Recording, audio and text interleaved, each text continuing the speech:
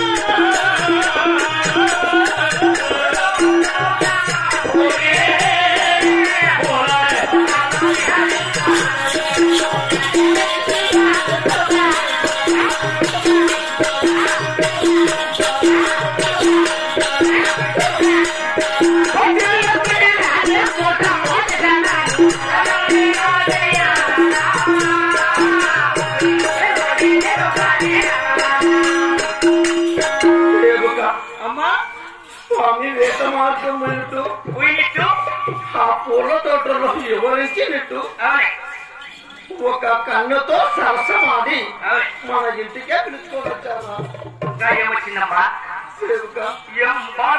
కళ కనపడి కట్టి కట్టికి నిద్రలేదు కడుపు లేదు పోతాయేమో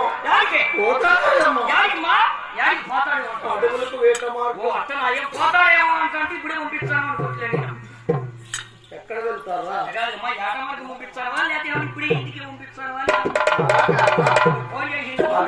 ఇంకా చెప్తున్నాను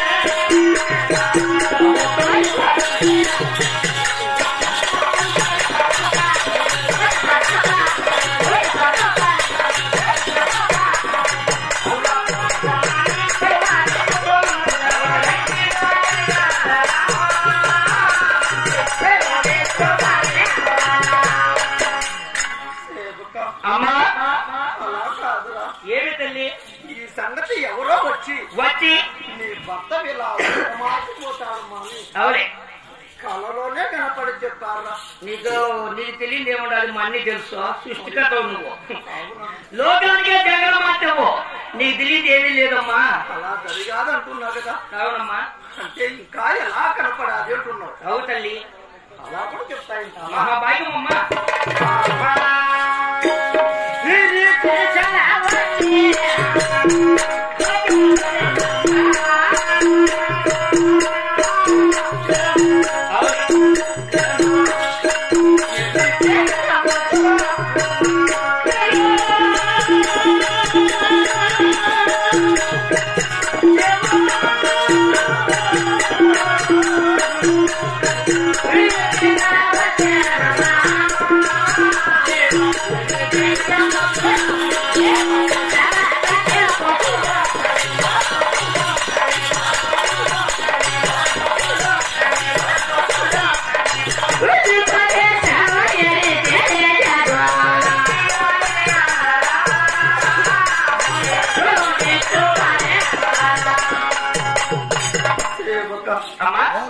అంటే ఈ సంగతి ఎవరో వచ్చి వచ్చినట్టు అంటే ఈ విధముగా కళ కనపడాలి కదా. అవునే ఇది నిజమా అబద్ధమా అవునమ్మా అని చెప్పేవారు ఎవరైనా ఉన్నారా అని అడుగుతున్నా. అక్కడ ఆయన పైన చెప్పిందంటమ్మా.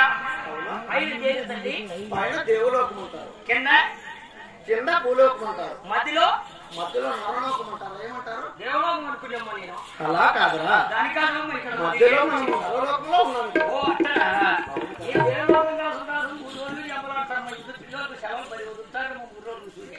అవును కదా. అయ్యో ఆదివారం కూడా సెకండ్ ఎత్తుకొని మీనా మటన్ ఎత్తుకొని మీనా ఆ పిల్ల గుంపు అమెరికాలో రావాలన్నాడు. 10 నిమిషాలు నిలబడలేదమ్మా. ఏయ్, ఎన్ని పిల్లలు పుట్టారమ్మా.